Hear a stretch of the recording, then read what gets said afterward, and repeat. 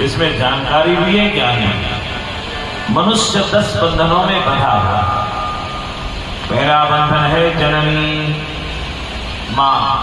इसके लिए देवर्षि नारद की कथा पढ़िए।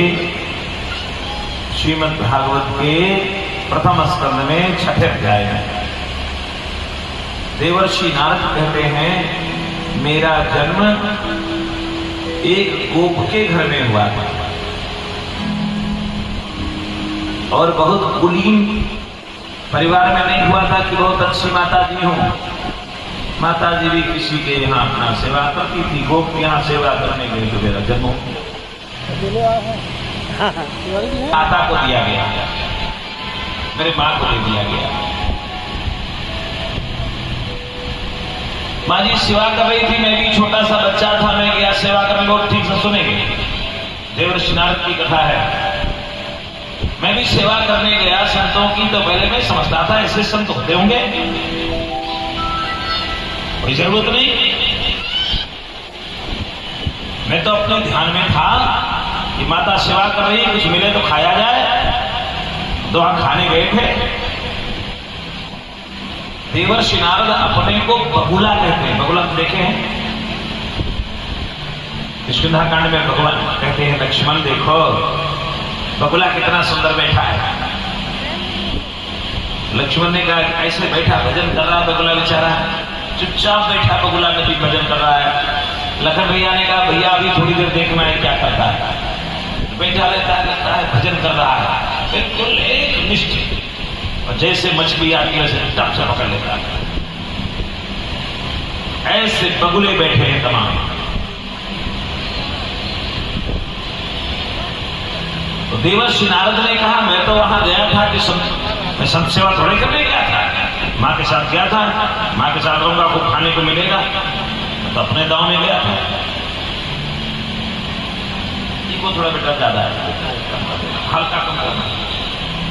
मैं तो अपने गांव में गया था, लेकिन संतों का देखा, हमने दर्शन किया कि प्रातः काल उठते हैं, भगवान की सेवा करते हैं, उसके बाद कुछ जलपान करते हैं, भगवान का चरणोदक लेते हैं और प्रसाद लेते हैं। फिर उसके बाद भोजन का समय होता तो भगवान का भोग लगाते हैं, व्यवस्थित करते हैं सब। हमको भी उसी में से देते हैं। तो 4-10 दिन देखा हमने कहा तुम तो भोजन करने आए थे, बढ़िया संतों से मिली रहा, जो खाते हमको खिलाते। तो देखते देखते पता नहीं कैसे मेरे मन में संग का भाव पैदा हो गया और मैंने उनका जूठन खाना शुरू कर दिया। और संतों का जूठन खाने का परिणाम ये हुआ कि जब वो जाने लगे, 4 महीना पूरा हो गया, चातुर्मास करके जाने लगे, तो मैं उनके पीछे पीछे चला गया, हम भी आपके साथ चले गए। प्रभाव पड़ गया संगत का। इतना अनुराग बन गया संतों में, भगवान में, कि मैं भगा। संतों ने कहा नहीं, तुम्हारी माता जब तक जीवित है तब तक तुम संत नहीं हो सकते, जाओ मां की सेवा करो। तो यहां मां बंधन होगी कि नहीं? मां भी बंधन है। मां कहती है मेरा बेटा साधु हो जाए, संत हो जाएगा, तो मैं क्या करूंगी, बहुरिया कहां मिलेगी? हैं? और उस दिन बताए थे ना, काक मुंह पिक बग्गो मराला, कौवा कोयल कैसा हुआ। आज सुनिए बगुला मराल कैसे बना। बगुले जैसे लगे थे कौन? देवर्षि नारद। और देवर्षि नारद संतों का साथ कर लिए तो क्या हुआ, ये हंस हो गए, देवर्षि नारद हो गए। मां एक दिन गई गायों की सेवा करने, तो वहां पर एक काले सांप ने मां को काट दिया। मां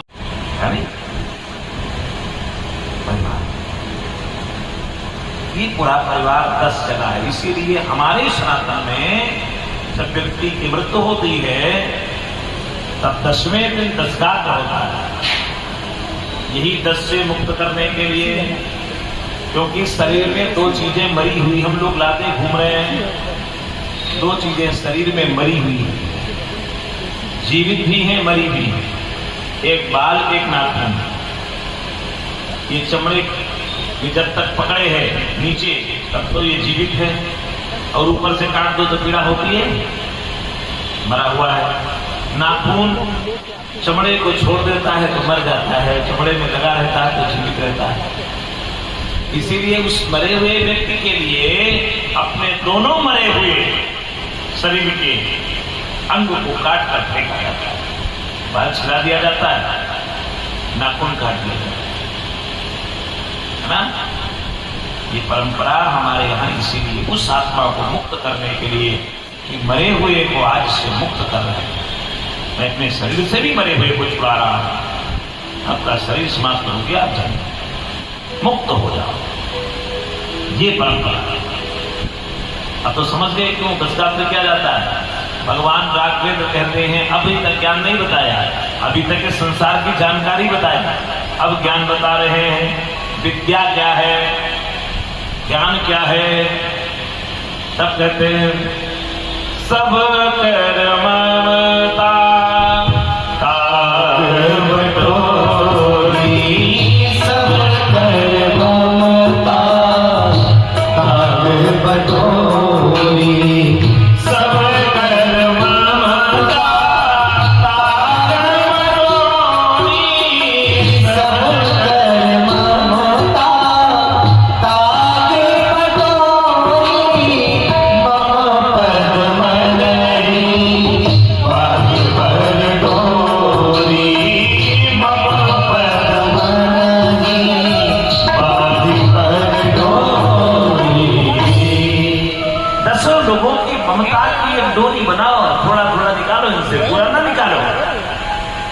और मेरे चरणों में बांधे रहो। भगवान ये नहीं कह रहे घर छोड़ दो, बंधन तोड़ना नहीं है। हनुमान जी को रावण ने बांध लिया था, बंधवा दिया था मेघनाथ से, बंधवाया, मेघनाथ बांध लाया हनुमान जी को ब्रह्मपाश में। तो हनुमान जी बंधे हुए रावण के यहां पहुंचे, बंधन छोड़ा भी नहीं, बंधन तोड़ा भी नहीं, और बंधन को अपने से जोड़ा भी नहीं। तो कैसे मुक्त हुए हनुमान जी? ना अपने से जोड़ा कि मैं बंधा हुआ हूं, ना बंधन को छोड़ा और ना बंधन को तोड़ा। हनुमान जी ने क्या किया? हनुमान जी ने बंधन को ढीला कर दिया। ये जो माया मोह का बंधन, इसे ढीला करना है, ढीला क्या, बंधन अपने आप गिर गया। और गोस्वामी जी कहते हैं नींबू की चढ़ो कभी कनक अटारी, नींबू की चढ़ो कभी कनक अटारी, नींबू की चढ़ो कभी कनक अटारी, नींबू की चढ़ो कभी कनक अटारी, हरे सभी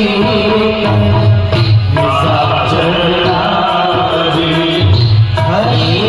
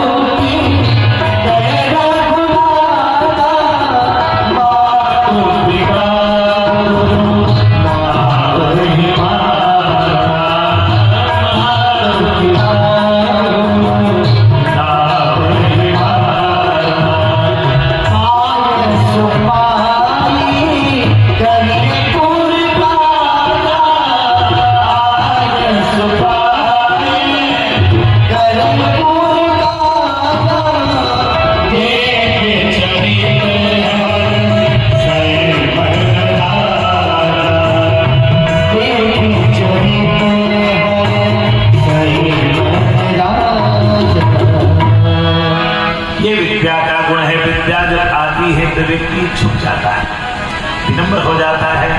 विद्या विनयम ददाति, विद्या विनय निपुण गुणशीला। रणवीर को जब विद्या आई तब माता पिता को प्रातः उत्तर गुरुदेव भगवान को प्रणाम करते हैं। प्रातः काल उठ के रघुनाथा, मातु पिता गुरुना वही माथा। अच्छा, एक अंतर और होता है विद्या का। राम जी तो गए गुरुदेव भगवान के यहाँ विद्या पढ़ने, और रावण पढ़ने नहीं गया। रावण ने ब्रह्मा जी को बुलाया, कहा मुझे नहीं पढ़ा। ब्रह्मा जी पढ़ाने आते हैं रावण को। ब्रह्मा जी ऐसा व्यक्ति पढ़ा, ब्रह्मा जी मारे डर के पढ़ाने आए। तो ब्रह्मा जी घर पर पढ़ाने आते हैं, इसका मतलब रावण ने ट्यूशन पढ़ा। आजकल गुरु जी आते नहीं पढ़ाने का। अब राम जी की पढ़ाई में रावण की पढ़ाई में नहीं अंतर है।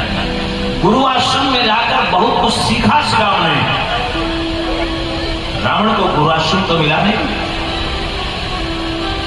रावण को गुरु आश्रम कहां मिला? तपस्या तो किया रावण ने, अपने कमी नहीं है। तपस्या में रावण की कोई कमी नहीं, तब भी किया है। वर भी लिया ब्रह्मा जी से। गुरु जी को घर पर बुलाकर पढ़ रहा है। अच्छा बताओ, गुरु जी जो घर पर पढ़ाते हैं,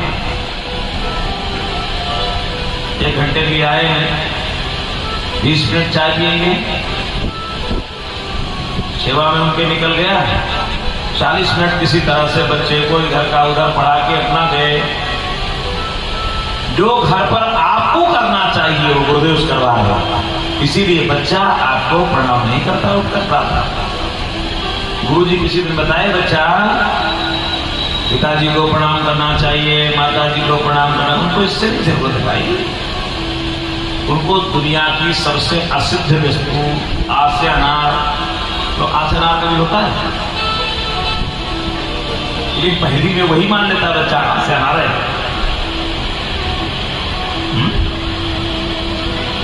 लेता है, पता है। गुरु जी ऐसे पढ़ाते। एक गुरु जी बेचारे पैसा नहीं पाए थे, 3 महीना बीत गया, ट्यूशन की फीस नहीं पाए। पढ़ाना था, धरती लौकी की तरह गोल है, पढ़ा रहे थे।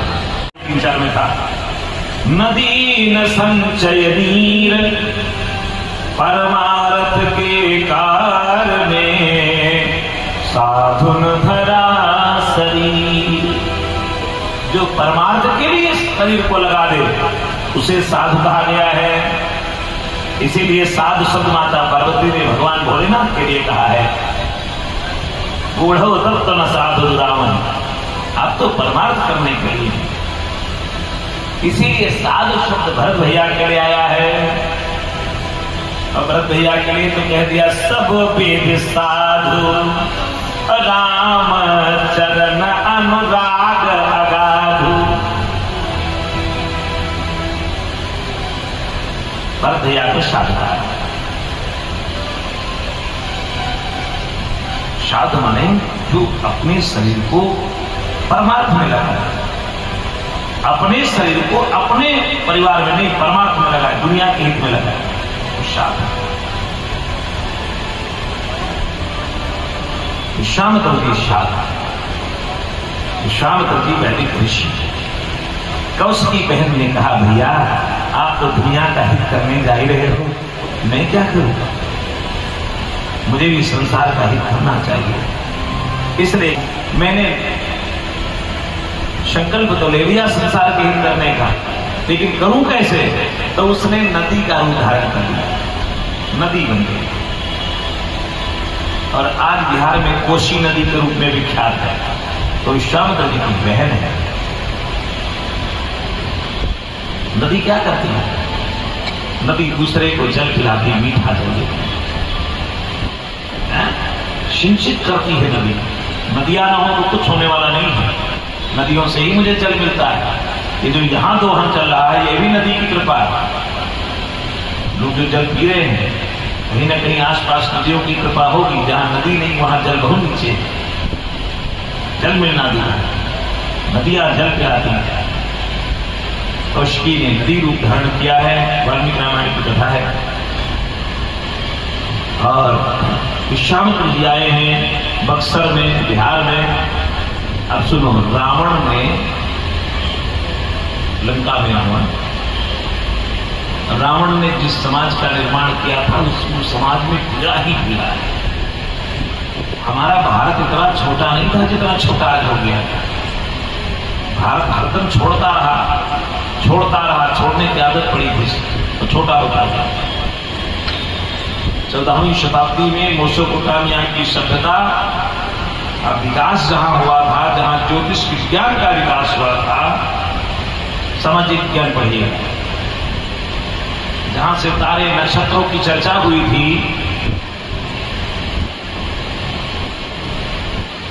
जहां पर 12 महीने और 12 घंटे के समय बनाए गए थे, शुभारंभ में जहां हुआ था, तो भारत की भूमि थी, वो 14वीं शताब्दी में हमसे अलग हो गया।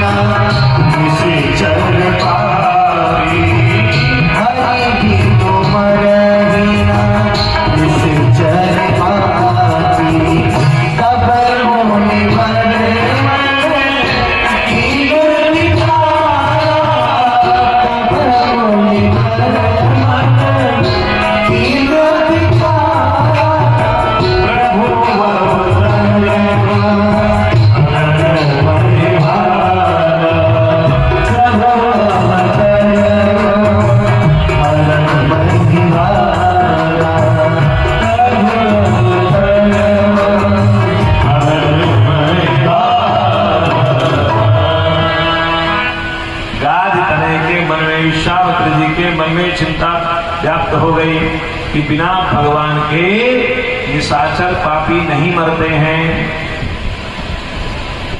इसलिए भगवान का अवतार तो हो चुका है अयोध्या में। विचार किया तो अयोध्या में भगवान आ गए हैं। अच्छा, विद्याध्ययन भी करके आ गए हैं, इसलिए अब चलो भगवान का चरण कमल देखें और उनके चरण कमल यहां तक ले आए। एहूं मिस देखूं पद जाई, अब करी बिनतिया नव दो भाई। बड़े ठीक से सुनिएगा, 2 भाई ले आऊंगा। क्या विचार करके गए? 2 भाई लाऊंगा। गए और सरजू जी में स्नान किया, महाराजा दशरथ के भवन में पहुंच गए। महाराजा दशरथ ने आओ भगत की बड़ा सम्मान किया। गुरुदेव कैसे पधारे? आसन दिया, बैठाया। गुरुदेव ने कहा मैं आपसे मांगने आया हूं। वहां से चले थे तब 2 कहकर चले, और जब चारों को राजकुमारों का दर्शन किया तब कहने लगे चारों दे दो, चारों दे दो। क्यों दे दें? संत कभी किसी का साथ छुड़वाता नहीं।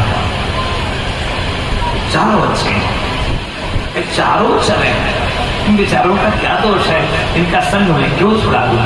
ये बड़े मंगल में रहते हैं, चारों चले। मैं जाचन आया तो ही, मैं तुमसे मांगने आया। महाराजा तो डर गए, पहुंच गए गुरुदेव भगवान के पास, गुरुदेव वशिष्ठ के पास। गुरुदेव, हाँ, हमारे खानदान में जब आप किसी के नाम के पीछे चंद्र लगा देते हो तो विश्वामित्र जी मांगने आ जाते हैं। जब आपने हरिश्चंद्र नाम रखा तब भी मांगने आया। आज रामचंद्र नाम रखा है तो मांगने आया, और उन्हीं को मांग रहे हैं, चारों पुत्रों को मांग रहे हैं। अनुज समेत